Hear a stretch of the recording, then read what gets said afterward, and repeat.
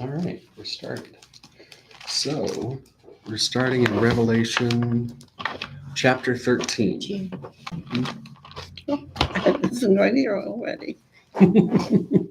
So you'll remember in the last chapter, there was the dragon with 7 heads and 10 horns that was persecuting.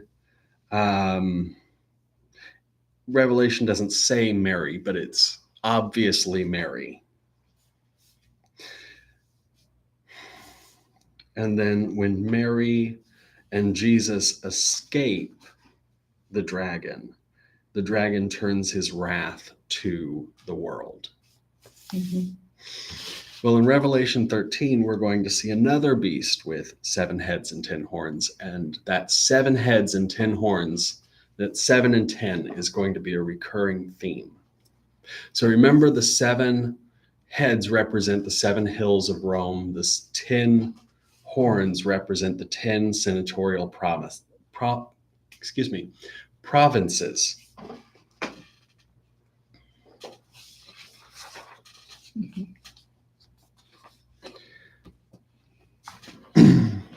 So, chapter 13 and verse 1, it says, "Then I stood on the sand of the sea. I saw a beast coming up out of the sea, having 10 horns and 7 heads. On his horns were 10 crowns, and on his heads blasphemous names. The beast which I saw was like a leopard, and his feet were like those of a bear, and his mouth like the mouth of a lion. The dragon gave him power, his throne, and great authority." Now, before we move on, I just want to point out that remember the elders at the beginning of this story, how they're wearing crowns and white robes, and the 4 living creatures, right? The angels that surround God's throne and sing, "Holy, holy, holy," night and day. That the 4 living creatures are described in something like this way. We have a leopard, a bear, and a lion, right? Mm-hmm. So we have the 4 living creatures being very similar creatures as well. So we have this beast is being described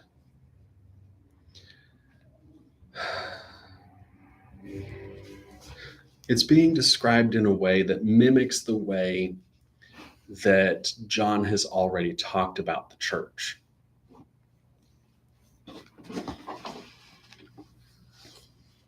So the dragon gave him power, his throne, and great authority. One of his heads looked like it had been wounded fatally. His fatal wound was healed, and the whole earth marveled at the beast. They worshiped the dragon because he gave his authority to the beast, and they worshiped the beast, saying, "Who is like the beast? Who is able to make war with him?" So here, John tips his hand a bit. Titus Caesar was wounded in the siege of Jerusalem and had to go back to Rome. And during this time, during the time of the siege of Jerusalem, Rome went through 4 different emperors in a year. Mm. And so no one knew if the Roman emperor was alive or dead at any given time. And when you think about how slowly information moved in those days, how must that have looked from the perspective of Jerusalem? You know?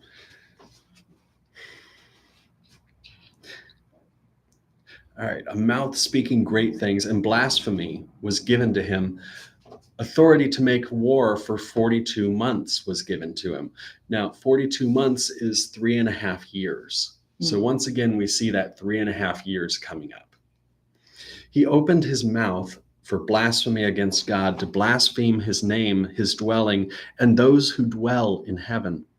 It was given to him to make war with the saints and overcome them. Authority over every tribe, people, language, and nation was given to him. All who dwell on the earth will worship him.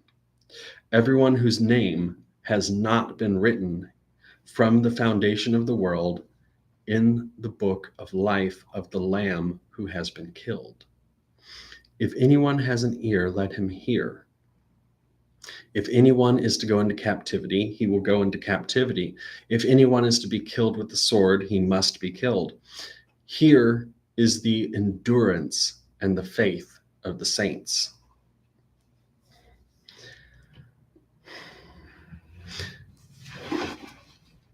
So here, John is very much saying that Christians will be persecuted by Rome. He's predicting this. In his lifetime, Christians were not heavily persecuted. We're talking about him writing either before the destruction of the temple or shortly after. And in that time, the persecution of Christians was not full steam ahead. It was just starting. The Romans were just starting to figure out that there was a difference between Jews and Christians, and in many places, there wasn't. So he calls for Christians to hearten themselves to martyrdom if it comes to that, calling for patient endurance and faithfulness rather than violent resistance.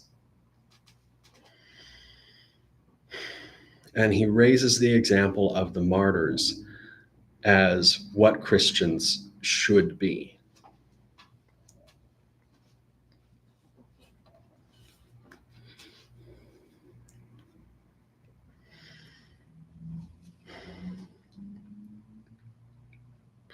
Now it says in verse 11, I saw another beast coming up out of the earth. He had 2 horns like a lamb, and it spoke like a dragon. So once again, we have a comparison with Jesus, right? Jesus is the lamb, but this isn't the voice of the lamb. It's the voice of the dragon. So we're going to get a little complicated with with the number of beasts and the symbolism they represent. If the dragon represents the power of supernatural evil, then the beast from the sea is Rome. It's the Roman Empire.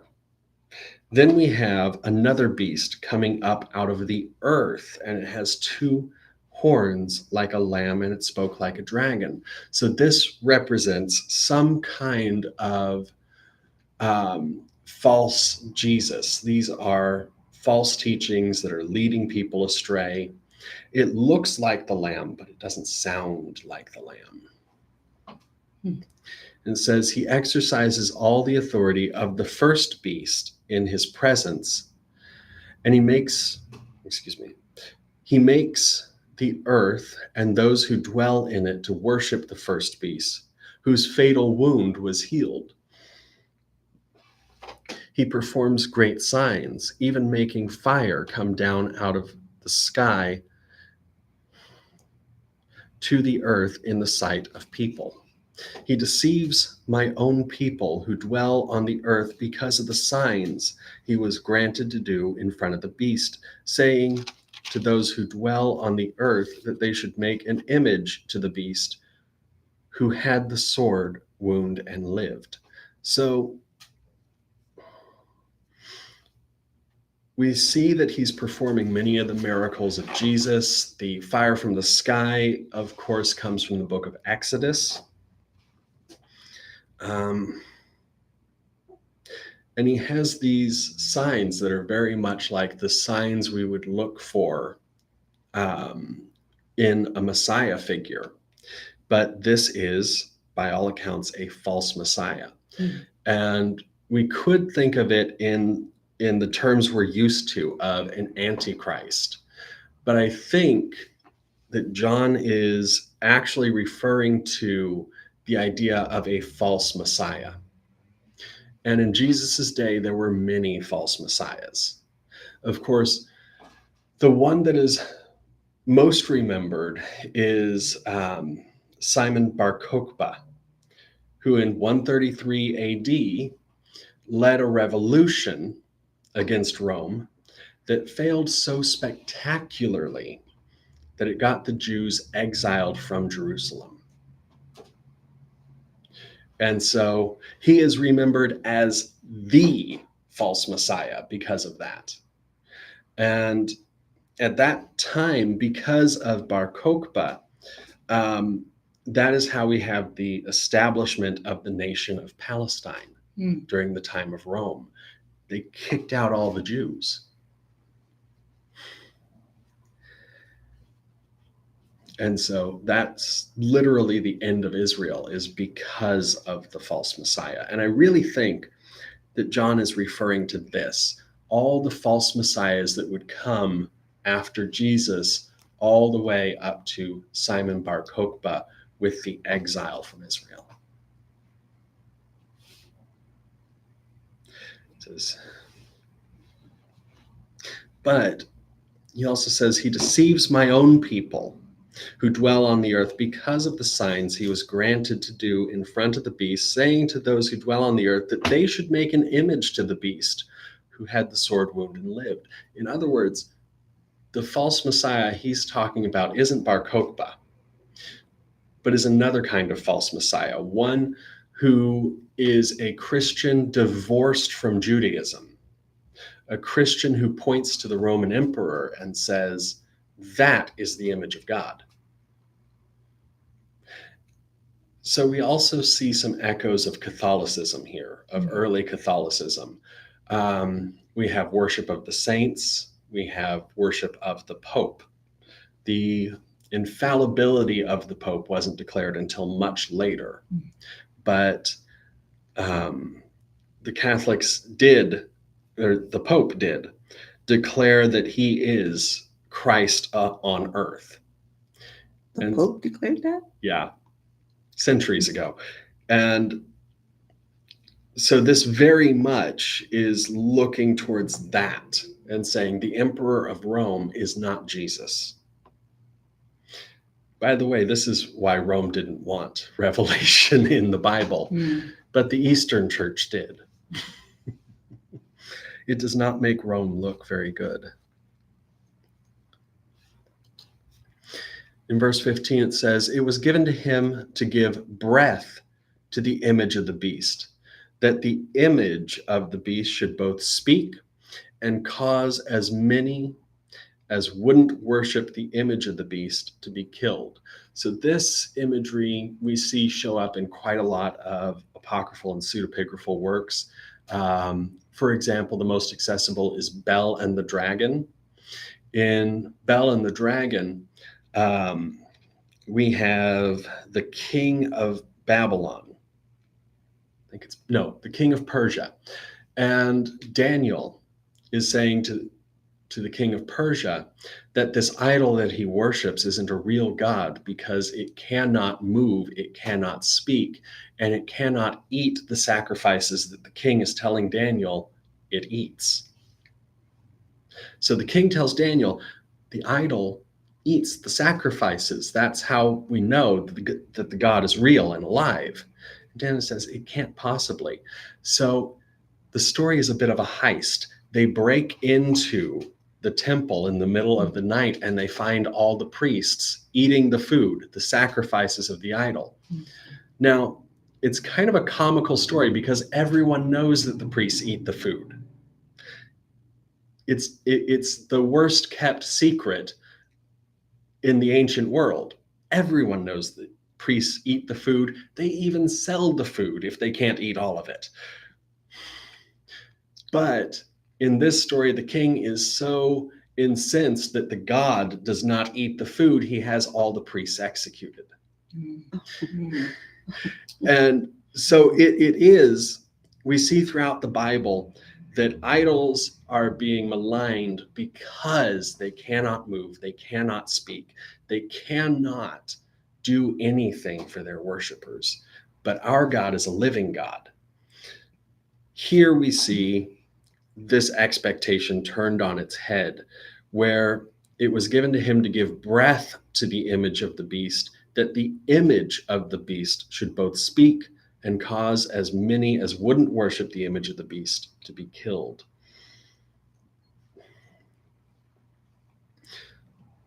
So this is yet another thing that we see being an imitation of the God of Israel. He causes all, the small and the great, the rich and the poor, and the free and the slave, to be given marks on their right hands or on their foreheads, and that no one would be able to buy or to sell unless he has that mark, which is the name of the beast or the number of his name. So here we see the final inversion of what it is to be Jewish or to be a first century Christian. We have the Shema, which was written on the right hand or on the forehead. And it comes from Deuteronomy 6:4. It says, "Hear, O Israel, the Lord our God, the Lord is one." "And thou shalt love the Lord thy God with all thy heart, with all thy soul, and with all thy breath." Jesus cites this verse as the greatest commandment. And it was to be written on the forehead. It was to be written on the hand. It was to be said morning, noon, and night. So the question is, what does the Shema have to do with buying and selling? It is the dedication to our God, right? "Hear, O Israel, the Lord your God, the Lord is one, and you shall love the Lord your God." This inversion of the Shema is saying that you should love the emperor, because it is taking that place of the Shema. And to buy or sell,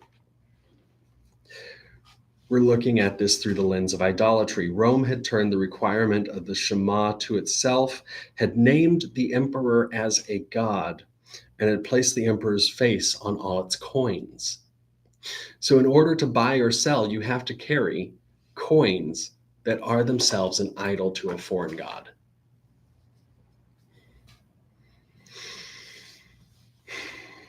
So if you wanted to trade, it would be with Roman coinage. And he goes on to state here in verse 18, "Here is wisdom. He who has understanding, let him calculate the number of the beast, for it is the number of a man. His number is 666. Now, if you have a King James Bible, it'll read differently. It will say his number is 616. And it's because we have those two, the King James takes the number from Latin, and all other versions of the Bible take the number from Greek. And because we have those two witnesses to this number, we can still calculate this to this day and find out whose name it is. So if, depending on the alphabet being used, it spells out either Caesar Nero or Caesar Neron with an N at the end. Mm-hmm. And it depends on whether it's Greek or Latin. And depending on the version, it will add up to either 666 or 616. So we know with a fair amount of certainty that he's pointing to Caesar Nero. It's kind of out of place because Nero was not the Caesar in power when this book was written. We know that because of the reference to Tiberius.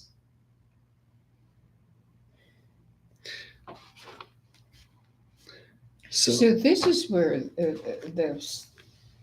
the saying, I've heard it before about the mark of the beast being 666. This is a reference to it. Yes. And this is the only reference. Interesting. So this, and it definitely references the Caesar of Rome. And so we can easily conflate this beast with Caesar.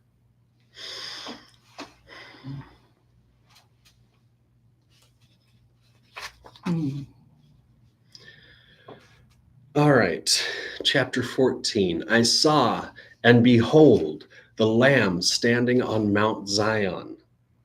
So Mount Zion is the mountain of Jerusalem upon which the temple is built. And with him, a number, 144,000, having his name and the name of his Father written on their foreheads. So this is not necessarily the same 144,000 from chapter 7. But it's a symbolic number. It represents the 12 tribes and all of the nations, and a great number besides. It says, I heard a sound from heaven like the sound of many waters, and like the sound of a great thunder. The sound which I heard was like that of harpists playing on their harps. They sing a new song before the throne and before the 4 living creatures and the elders. No one could learn the song except the 144,000, those who had been redeemed out of the earth. These are those who were not defiled with women, for they are virgins. These are those who follow the Lamb wherever he goes.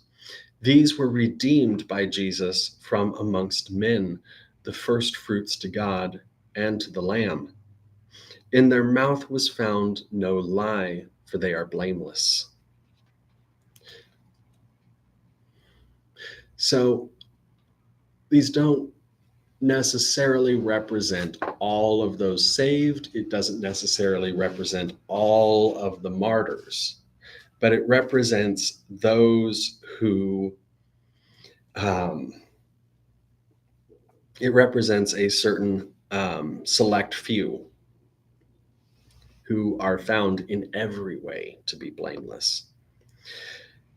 In verse 6, I saw an angel flying in mid-heaven, having an eternal good news to proclaim to those who dwell on the earth, to every nation, tribe, language, and people. He said with a loud voice, fear the Lord and give him glory, for the hour of his judgment has come. Worship him who made the heaven, the earth, the sea, and the springs of water. A second angel followed, saying, Babylon the Great has fallen, which has made all the nations to drink the wine of the wrath of her sexual immorality.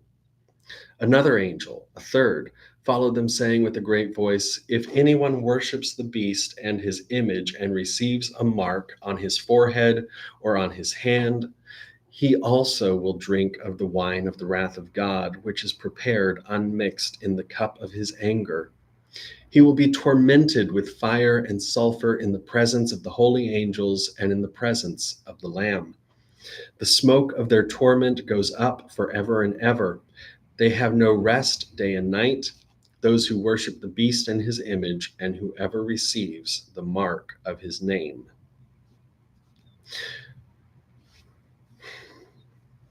So we have these 3 angels, and they're proclaiming what God's will is to all the people of the earth, so that when God's wrath is poured out, if they haven't turned away, they're without excuse. John is highlighting how obvious it should be to the people of this time that God is a redeeming God, that God has not abandoned them, nor is his wrath coming too soon.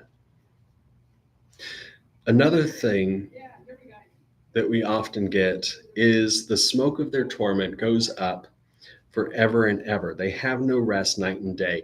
This is often used to justify the idea of an eternal hell. But I want to highlight one phrase here. The smoke of their torment goes up forever and ever. This same phrase is used to describe the kingdom of Edom when it was destroyed.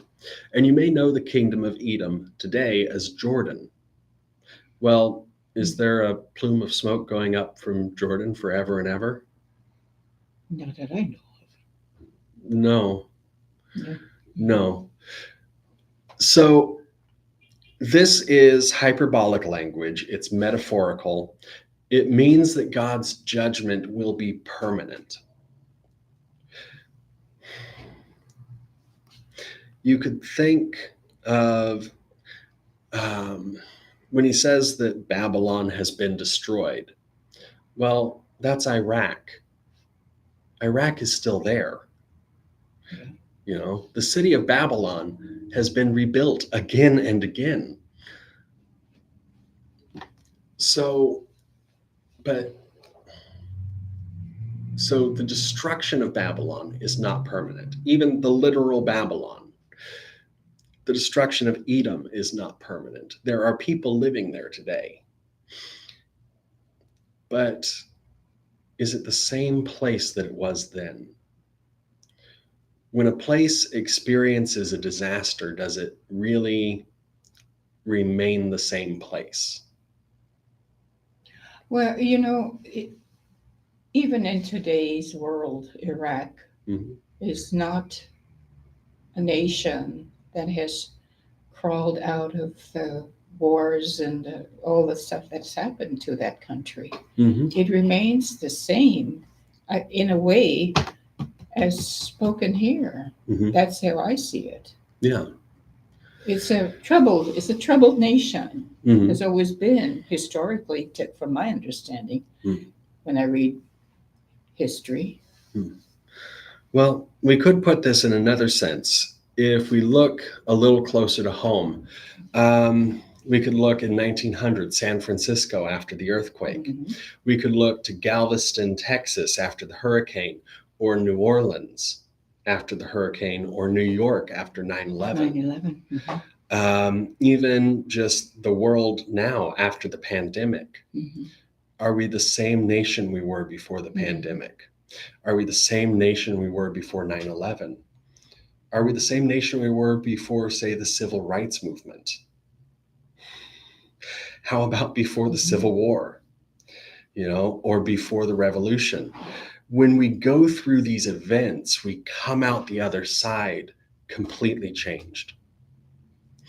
And it's really tough to look at this 2,000 years ago and understand that imagery of the smoke going up forever and ever.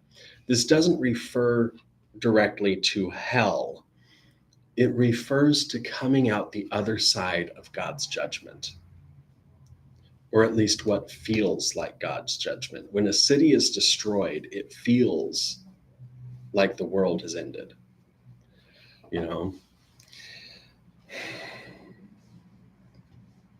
And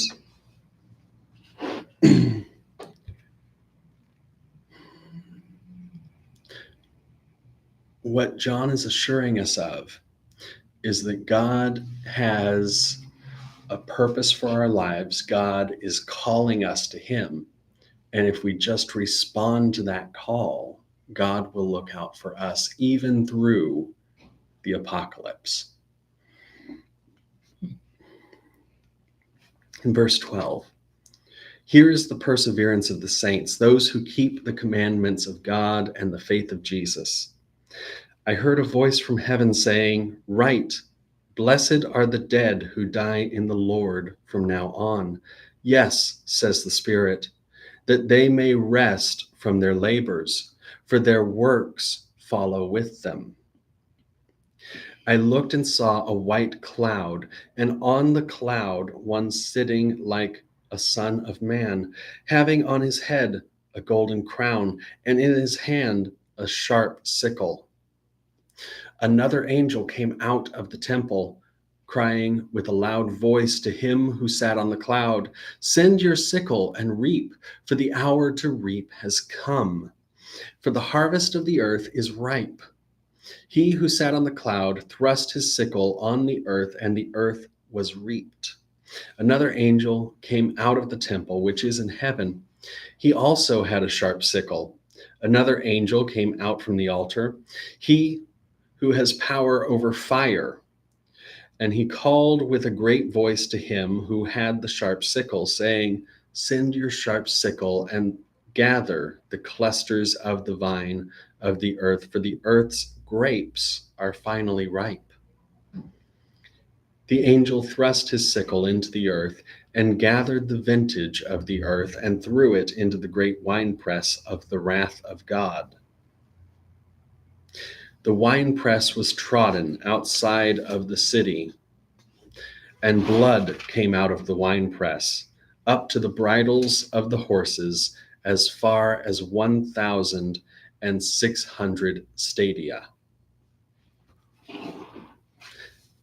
I'm sure someone else has a Bible that translates that in today's units. 200 miles? 200 miles? Oh, geez. All right. So this is a very long metaphor. One thing that might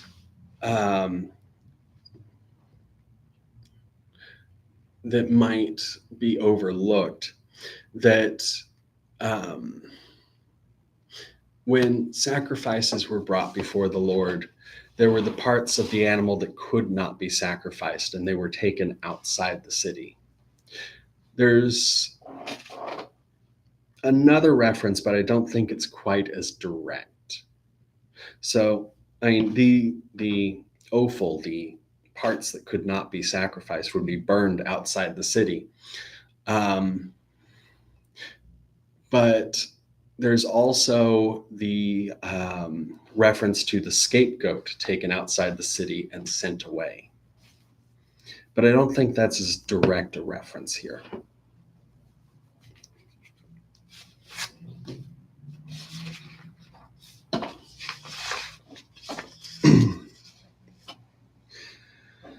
All right, chapter 15. I saw another great and marvelous sign in the sky, 7 angels having the 7 last plagues, for in them God's wrath is finished.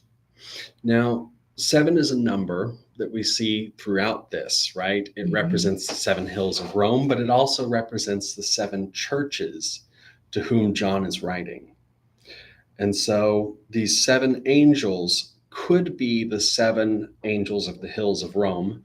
They could also be the 7 angels of the churches.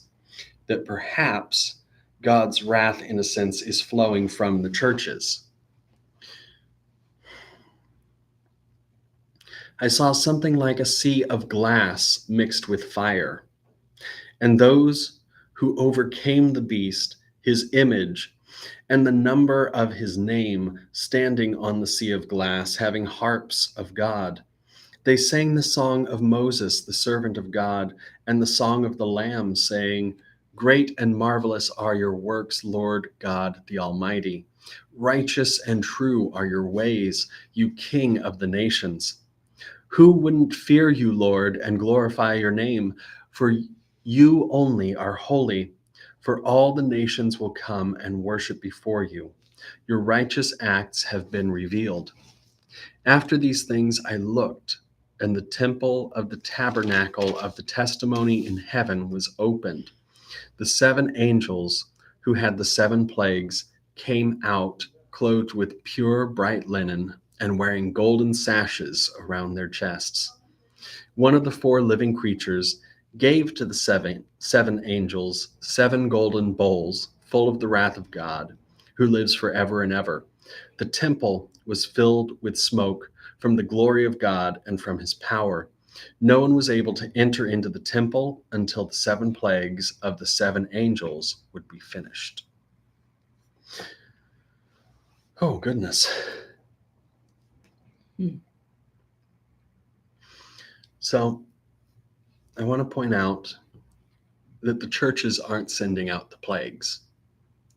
They are standing before the throne and glorifying God.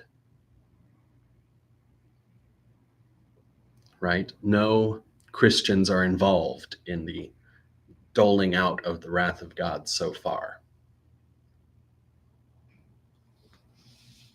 Okay. All right. Let's see. Chapter 16. I heard a loud voice out of the temple saying to the 7 angels, "Go and pour out the 7 bowls of the wrath of God on the earth." The first went and poured out his bowl into the earth, and it became a harmful and painful sore on the people who had the mark of the beast and who worshipped his image. Well, they were warned. Mm-hmm. The second angel poured out his bowl into the sea, and it became blood as of a dead man. Every living thing in the sea died. The third poured out his bowl into the rivers and springs of water, and they became blood. I heard the angel of the waters saying, "You are righteous, who are and who were, O Holy One, because you have judged these things. For they poured out the blood of saints and prophets, and you have given them blood to drink. They deserve this." I heard the altar saying, "Yes, Lord God, the Almighty, true and righteous are your judgments." The fourth poured out his bowl on the sun, and it was given to him to scorch men with fire. People were scorched with great heat, and people blasphemed the name of God, who has the power over these plagues. They didn't repent and give him glory. So this is something we've seen throughout the book. When wrath is poured out, even though God sends a savior, even though God sends a messenger, when wrath is poured out, the people who were warned, they curse God. God's wrath never saves anyone. Yeah, that's his anger. Mm-hmm. But I think that's a lesson to the church. If we preach a message of wrath, it will save no one at all. Because it's not positive. It's never positive. No, but we also don't see the church engaging in any of this wrath. The church is off praising God. This wrath is independent of what the church is doing. So the fifth, in verse 10, poured out his bowl on the throne of the beast, and his kingdom was darkened. They gnawed their tongues because of the pain, and they blasphemed the God of heaven. Because of their pains and their sores, they still didn't repent of their works. The sixth poured out his bowl on the great river, the Euphrates. Its water was dried up, that the way might be prepared for the kings that come from the east.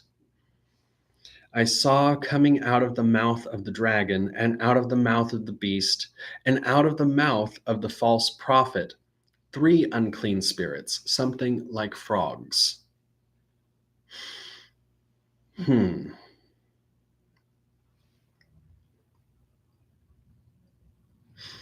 For they are spirits of demons, performing signs which go out to the kings of the whole inhabited earth to gather them together for the war of the great day of God the Almighty. Behold, I come like a thief. Blessed is he who watches and keeps his clothes, so that he doesn't walk naked, and they see his shame. He gathered them together into the place which is called in Hebrew Armageddon. The seventh poured out his bowl into the air. A loud voice came out of the temple of heaven from the throne saying, "It is done." There were lightnings, sounds, and thunders, and there was a great earthquake, such as has not happened since there were men on the earth. So great an earthquake and so mighty, the great city was divided into 3 parts. And the cities of the nations fell. Babylon the Great was remembered in the sight of God to give to her the cup of the wine of the fierceness of his wrath. Every island fled away, and the mountains were not found. Great hailstones, about the weight of a talent, came down out of the sky on people. People blasphemed God because of the plague of the hail, for this plague was exceedingly severe. Geez, we've got hail and frogs and rivers of blood. That's the worst of it indeed. And swords. They're not in the same order, but these are the same Mhm. plagues that were poured out on Egypt Yeah. during the Exodus. That's what reminded me of it. Yes. So we have the same plagues during Armageddon that we saw poured out on Egypt. John is definitely reaching to the imagery of the Old Testament in trying to tell us about the judgment on Rome. In fact, it seems like he pulls from every judgment of the Old Testament will be heaped upon Rome. All right.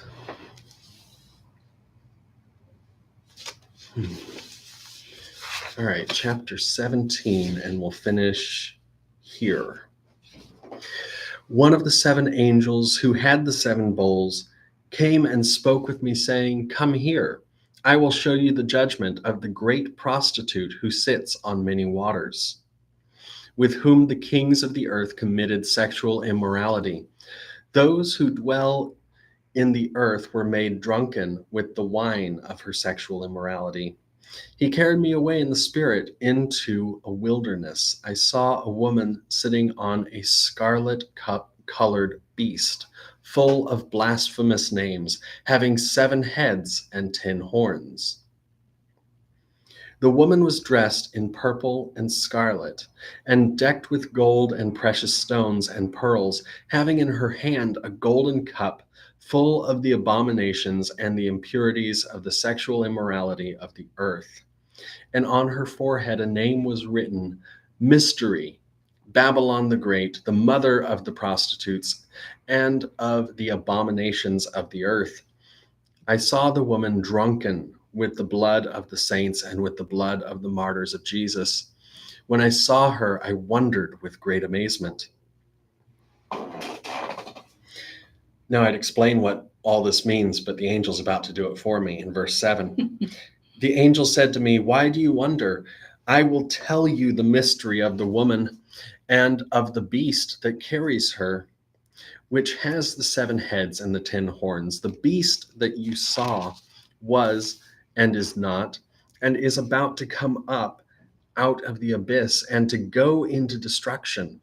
Those who dwell on the earth and whose names have not been written in the book of life from the foundation of the world will marvel when they see that the beast was and is not and shall be present.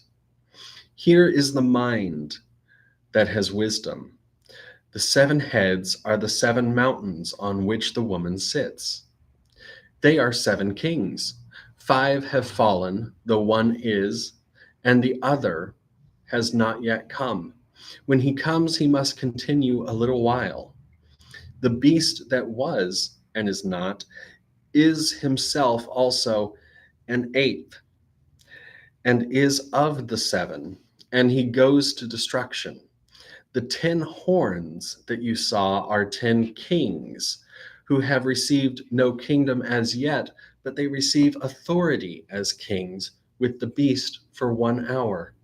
These have one mind, and they give their power and authority to the beast."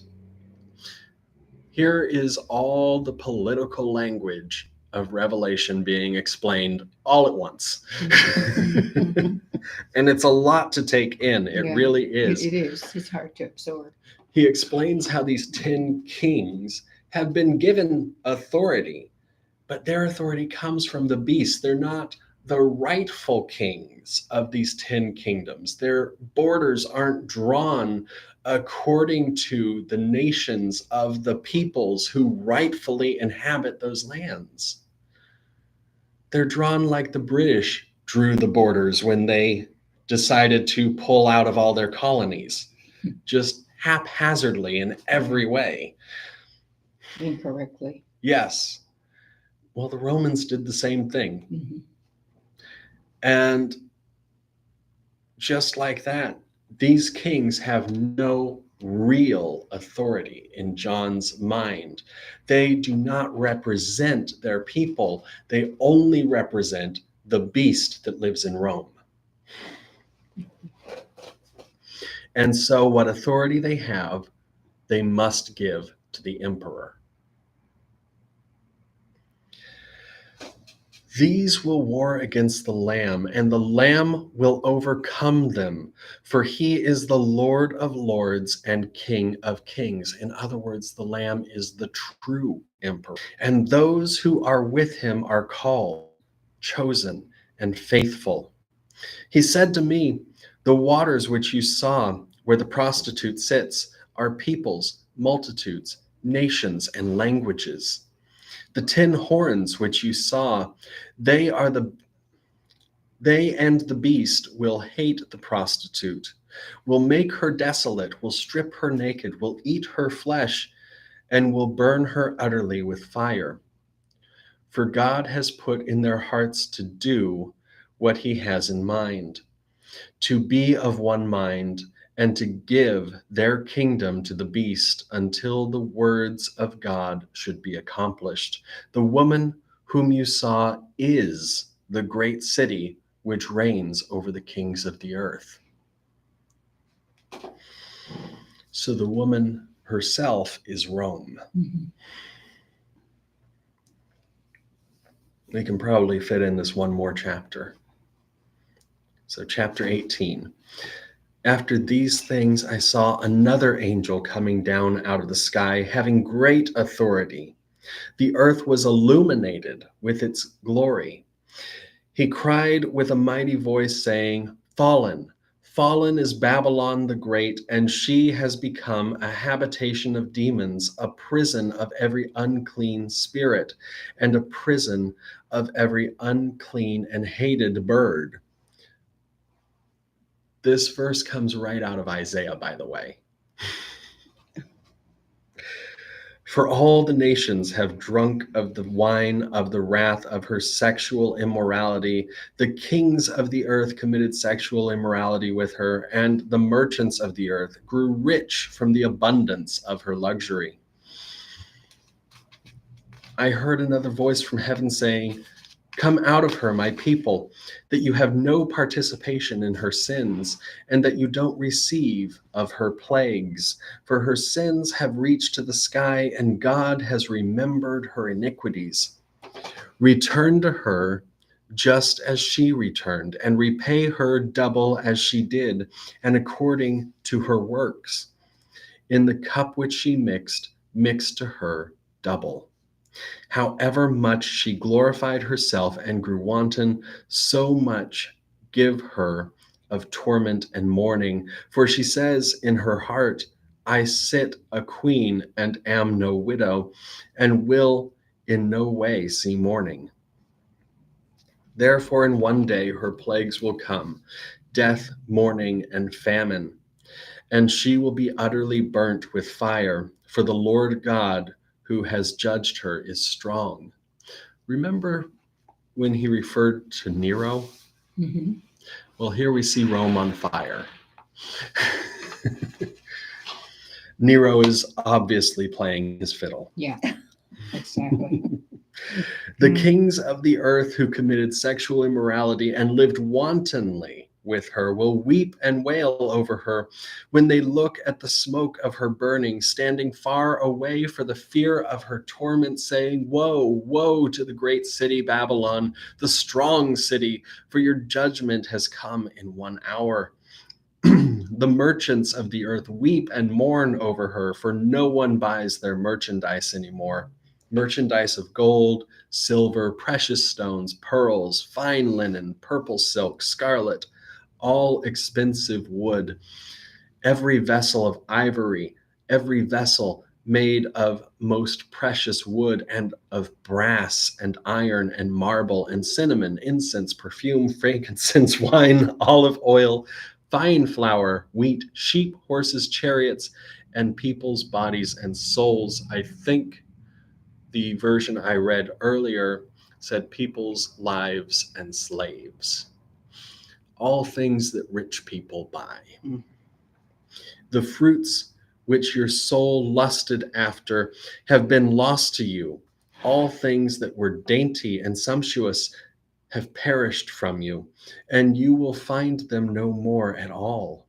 The merchants of these things who were made rich by her, will stand far away for fear of her torment, weeping and mourning, saying, Woe, woe, the great city, she who was dressed in fine linen, purple and scarlet, and decked with gold and precious stones and pearls. For in an hour such great riches are made desolate. Every shipmaster and everyone who sails anywhere, and mariners, and as many as gained their living by the sea, stood far away, and cried out as they looked at the smoke of her burning, saying, What is like the great city? They cast dust on their heads and cried, weeping and mourning, saying, Woe, woe, the great city, in which all who had their ships in the sea were made rich by reason of her great wealth. For she is made desolate in 1 hour. Rejoice over her, O heaven, you saints, apostles, and prophets, for God has judged your judgment on her. A mighty angel took up a stone like a great millstone and cast it into the sea, saying, Thus with violence will Babylon, the great city, be thrown down and will be found no more at all. The voice of harpists, minstrels, flute players, and trumpeters will be heard no more at all in you. No craftsman of whatever craft will be found any more at all in you. The sound of a mill will be heard no more at all in you. The light of a lamp will shine no more at all in you. The voice of the bridegroom and of the bride will be heard no more at all in you. For your merchants were the princes of the earth, for with your sorcery all the nations were deceived. In her was found the blood of prophets and of saints and of all who have been slain on the earth. So in this last verse, we get the nature, the reason for judgment, the persecution of the church, the exploitation of Rome's colonies and provinces. And for this reason, God judges Rome. For this reason, God destroys the empire.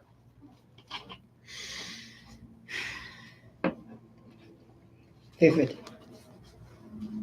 Vivid. Yes, quite. Quite vivid. Quite violent at that. Yes. Hmm.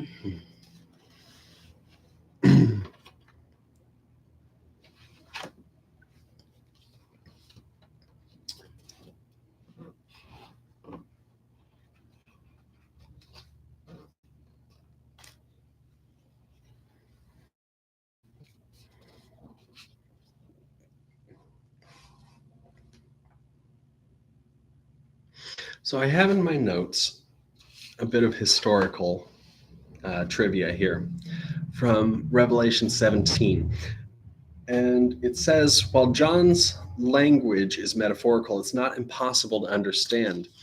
In verse 7, an angel offers to explain the vision. In verse 9, John once again appeals to our knowledge of Roman history with the phrase, this calls for a mind with wisdom. The woman is Rome itself, and the beast upon which she sits are the Roman emperors. 5 are the emperors from Augustus to Nero, whose name itself is the mark of the beast. These 5 are said to be fallen. At the time of Nero's death, no one knew if there even was a ruler still in Rome.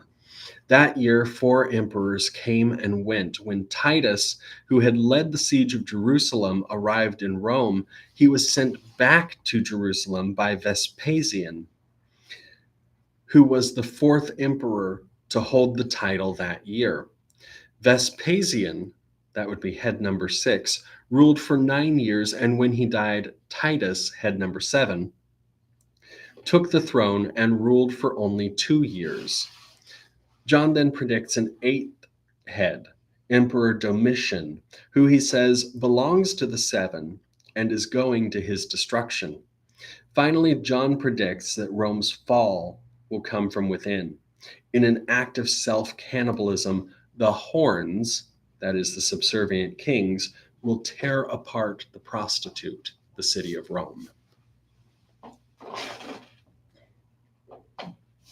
And that really is the history of Rome in a nutshell, because it was always at war with itself.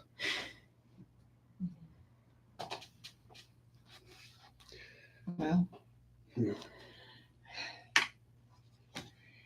this is really very, very interesting. Yes.